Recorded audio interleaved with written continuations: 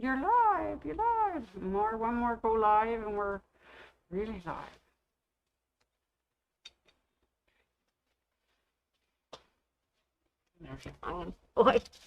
Oh my goodness, I have to take the mask off before I take the antlers off. Yeah, you kill yourself.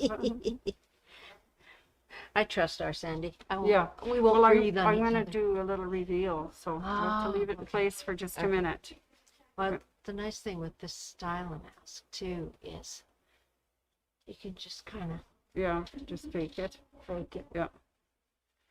Just don't sneeze. Okay. That's so funny. I always like to see...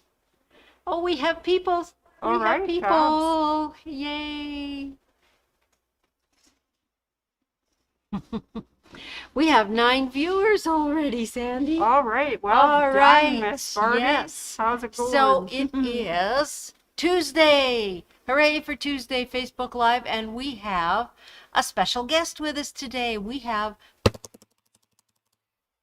Miss Sandy. Hi. Or should we call you Sandy Claus? Santa Claus. I'm going to be working up to that this month. That's for sure. All right. Well, hi, Barb, and thank you for that lovely welcome. We have Sandy and Elaine, and we have Anne from Sudbury. All Wow. right. Hi, Anne. Right. Hi, Elaine. So, hi, Sandy. Hi, Chris was before that. So Sandy has an announcement for us. I do. I'll have a scoot little out of your way announcement. here. Of course, you know that the last month has been Movember, and I've been really working hard on my mustache. So I thought I'd show you the final mustache before I shave it off tomorrow and start Wacky Wednesday clean shaven. Anyways, here it is, the grand reveal. Ooh. Ta-da-ta-da! Ah, now isn't that a lovely Movember mustache? I worked very hard on this baby. Yes. Anyways, I thought I'd just come and share with you that the mustache turned out really well and that it grew nice and big. Anyways, thanks everybody. Thanks for the Movember fun. Are you going to shave it off on camera? It I think would be very painful. Oh, yeah. I could try it tomorrow. Well, yeah, we'll see. See We'll how long it lasts. Yeah, that's right. Okay. Thank you, Barb. Thanks everybody. Sandy. Bye. All right. So, yes, it's Tuesday. What have I got for you today? Well, little bit of things. Some more show and tell than actually a demo project, but something a little bit of fun for everybody. First off, though, I want to bring you up to date on the progress of Child's Christmas in Wales. I will eventually get this thing done, but it's so nice to go home at the end of a busy day and just know that I've got something that I can sit and relax with. No pressure, no, I have to get it done. I can just take my time and work on it. So, Tyler has given me an overhead, actually, which is kind of nice. So I'll switch to that and we'll see what sort of picture we get. Boop. There we are. Okay, so I think everybody had a chance to see block number 1. Let's scoot it over here. Where's that phone? Yeah, right here. There we go. Block number 1, the neighbor's polar cat. Okay, so then I did block number 2, different shape. Oh, wrong way over. There we go. And it says, "Fire," cried Mrs. Prothero, and she beat the dinner gong. So keeping the applique fairly simple. I'm really enjoying doing the applique with the flannel. It's very easy. If you've never done needle turn applique, I would almost recommend you start with working with flannel because it's so soft and it just tucks in and it's very forgiving. We like forgiving. So starting on block 3, I've got the top part done. Is that showing up? Yeah, I think so. Scoot it over a little bit. Birds the color of red flannel petticoats whisked past the harp-shaped hills. So haven't got the embroidery done on that one. Working my way on it. As you can see, a little bit of curved piecing on this one here. So when I drew out the pattern initially, then I drew those pieces on a separate piece of scrap paper, cut them out, cut my fabric, and just pieced it. If you've ever done a drunkard's path, this is easier. It's a shallower curve. So that's how we're getting done, moving along, having a lot of fun, which I think is the most important part. And of course, you have to have a tin. You have to have a tin to keep things in because, hey, why not? It does help to keep things neat and tidy and all together, so you're not scooting around the house going, I can't find my scissors, I'll steal them from this project, and then when you start the next project, you can't find your scissors. So, there we are. So what have I got for you today besides antlers that I found in a box, hey?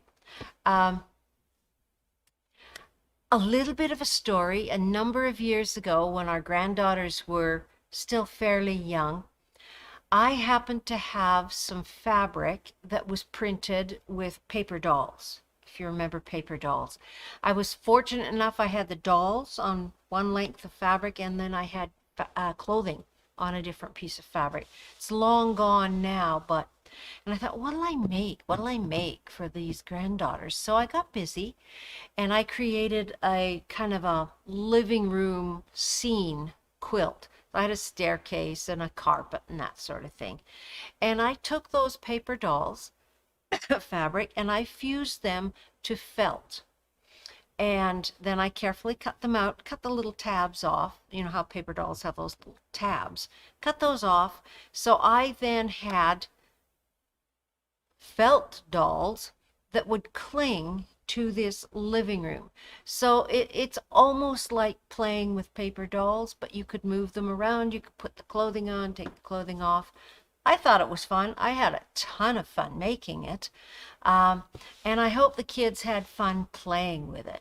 So what I thought I would just sort of walk you through today, don't want to move that over out of camera range there, is the principle behind making a felt board. And this is aimed at the really, really little kids.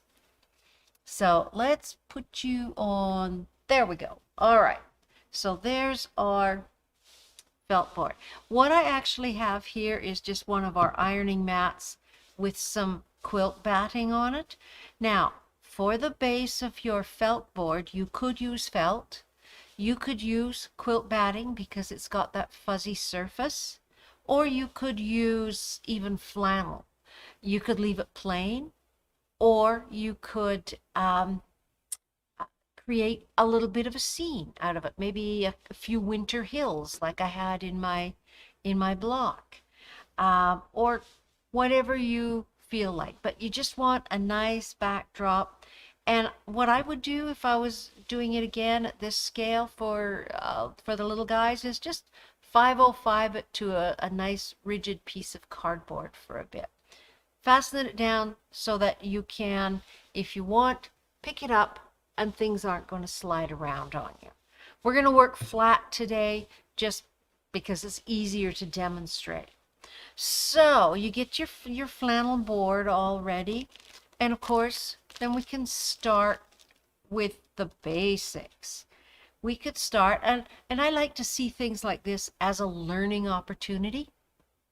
So we can start with basics. This is our Fiesta Felt, and it's an acrylic felt. It's inexpensive. You can cut it easily with scissors, and I do recommend though the micro serrated scissors because it doesn't slide around on you. So you can cut it with scissors. You can put it through your scan and cut. There we go. So you can start with the basics: circle, square, triangle. Start the little ones off learning that type of thing. Okay, from there, of course, you can graduate. A's, B's, look at that. C. And they cling nicely. If I take this and tilt it right up, that clings, but it's easy to move around, obviously. Felt board. I think we're all sort of familiar with the concept. If you're wondering, well, I'm not really good at cutting out an A freehand. Simple to pop it up in your word processing program on your computer. Go to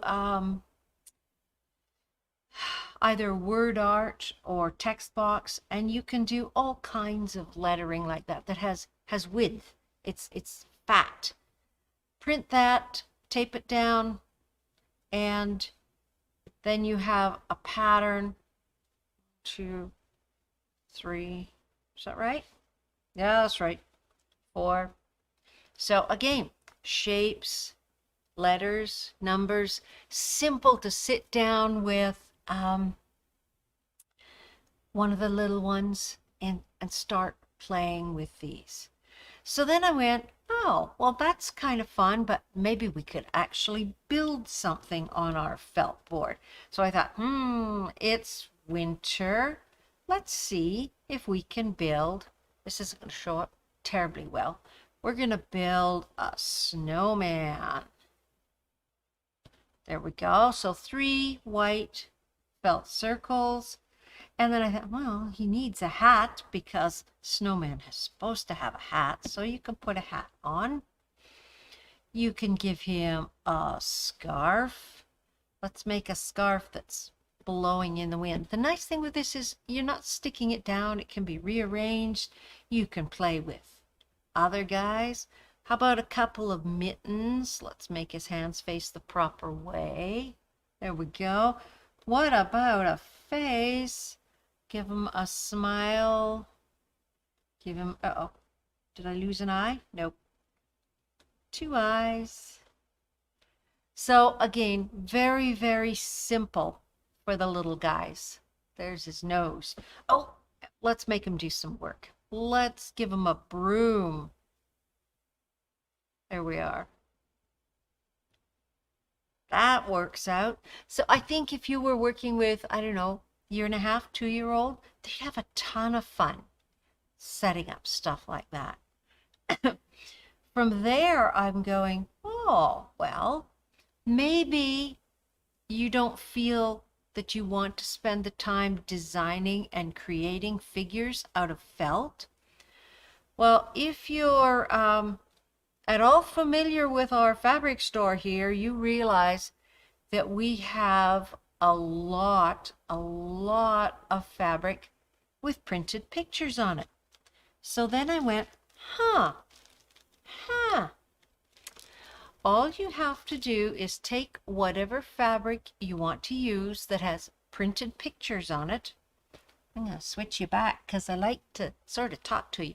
Take whatever fabric you want to use with printed pictures on it, and in this case I've got dinosaurs.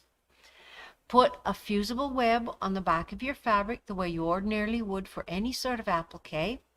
Fuse it down to a piece of felt, whatever color you want, and it fuses beautifully.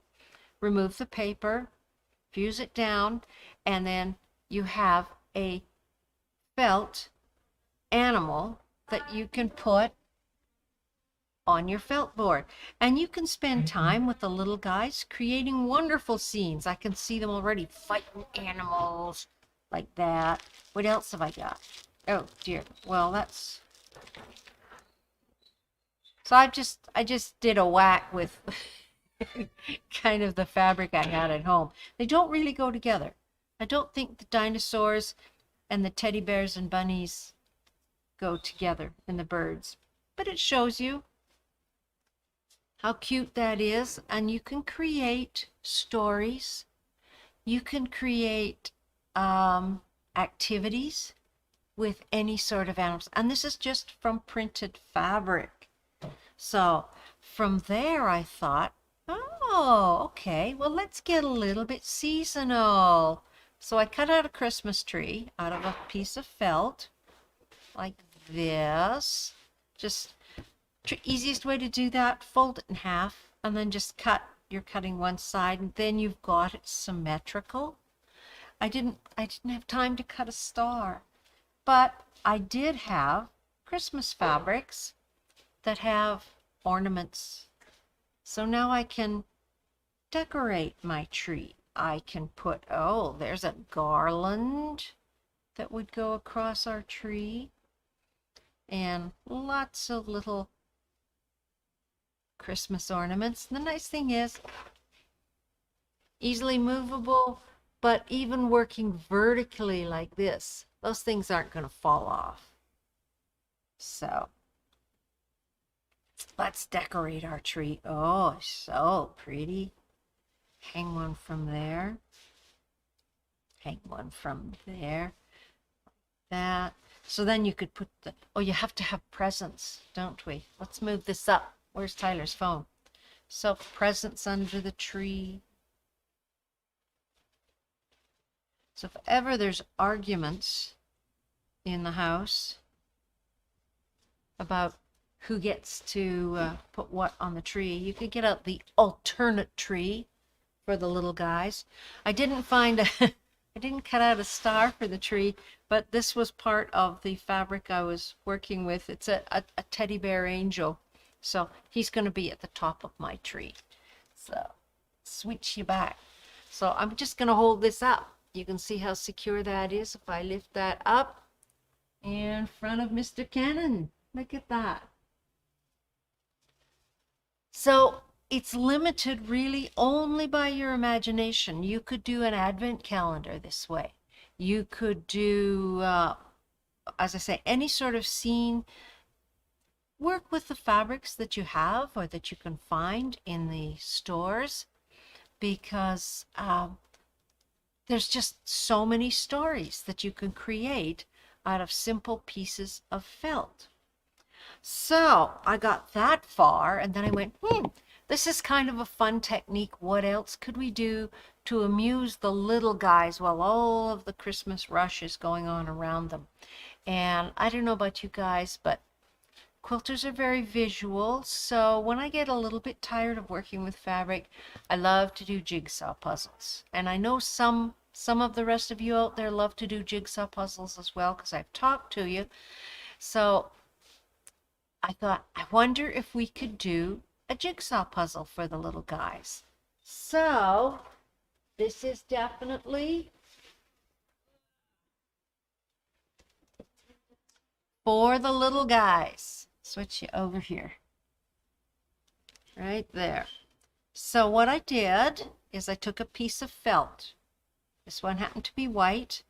I took some fabric with appropriate images on it. This just happened to be one cute little one that Dawn had upstairs in her stash. And I fused a piece of the fabric to the felt, same way I would do with the ornaments. But this time, instead of cutting out the images, I just trimmed it up nicely around the edges, and then just took my rotary cutter and went. So I've got 3 across, and I think I did 5 down, just little wiggly lines. If you wanted to, you could do straight lines, because some little guys can't handle the curves. So now, as you can see, I've just got them on a board. I have my jigsaw puzzle pieces that I can then put onto my felt board, line them up, and build the picture over and over again, which is, hey, how we do jigsaw puzzles, isn't it? There we go. Look at this. And this is just, I almost wish I still had little guys in the family. This is just the cutest thing.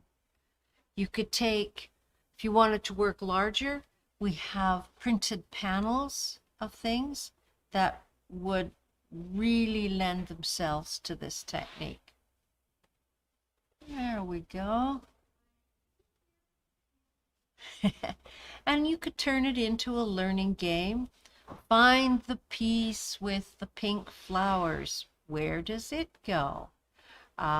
You could turn it into an I Spy kind of a contest. How are we doing here? This is a lot easier than some of the puzzles we do at home, boy. But I think it's kind of fun. You're teaching children about images, you're teaching them about shapes, and you're teaching them about matching. So lots of learning sneaking in there. Sometimes I really think it's nice to get back to the basics. We know that kids today are very familiar with technology, and that's not always a bad thing. They can teach their grandparents how things work. One of our grandsons did that to his grandpa not that long ago. But sometimes it's just nice to get back to the simple, basic things. And it's not going to appeal to every child, but boy, when it catches one of them, you'll know it, because they'll want to do it over and over and over again. So what other ideas could we use our felt board for? How about just cutting out different colored circles of felt and make a game of checkers? Create yourself a felt board out of different colored squares, cut out some felt into circles in 2 different colors, and you've got a game of checkers that the kids can play in the car, because it's not going to slide around. If it falls on the floor, it's not going to break. If you've got slightly older kids, same sort of idea. Build a chess set. Maybe they're into playing chess. Even something as simple as X's and O's could be played on this, just with pieces of felt cut to the right shape. So I think it's a great idea. I love things that are sort of open-ended, that you can get your imagination working with it and create something. That's what I have for you today. Hopefully it sparks a few ideas there. I know we're really starting to get into the Christmas thing. Quick and easy to do, and definitely different to anything the grandkids are going to get from anybody else. Memorable, hopefully. Here's another idea I had when I was working on this. If you are able to print photographs onto fabric, wouldn't it be fun to make a Christmas tree? And with ornaments cut from felt, you could start with a circle, stitch or fuse a photo of grandma and grandpa and mommy and daddy onto circles or ovals, and then the kids could decorate the tree with pictures. You could take a big picture on a larger piece of fabric, fuse that onto your felt, cut it up, and do a jigsaw puzzle photograph picture. Let's put Granny's nose over here. No, that's where her ear goes. Oh, but that's funny. I can just hear kids doing things like that. So lots and lots of flexibility with felt. It's not just for stitching. Our Fiesta Felt, tons of colors, lots of opportunity to be creative and maybe build it together. Build it with the little guys and give it as a gift to somebody else. So that's what I've got for you today. Haven't planned as far ahead as Thursday. Oh, there goes my camera. Oh, well. It will come back. We know it will. It's just temperamental. There we are. So, yeah, I haven't thought quite too far ahead, so I'm not sure what's coming up on Thursday. Obviously, tomorrow we have Wacky Wednesday with our Sandy, and maybe next week we'll start talking about some gift ideas and project ideas for slightly older folks. But I like this one. Lots of fun to do and quick and easy for you. So take care, everybody, until I talk to you next time. If there's anything we can do, answer any questions, or there's anything you want, feel free to contact us either by email, by phone. The girls are bustling around out there with our held over Black Friday goodies. So take care. We'll talk to you next time, and have fun with your felt. Why not? You're never too old to play with felt board.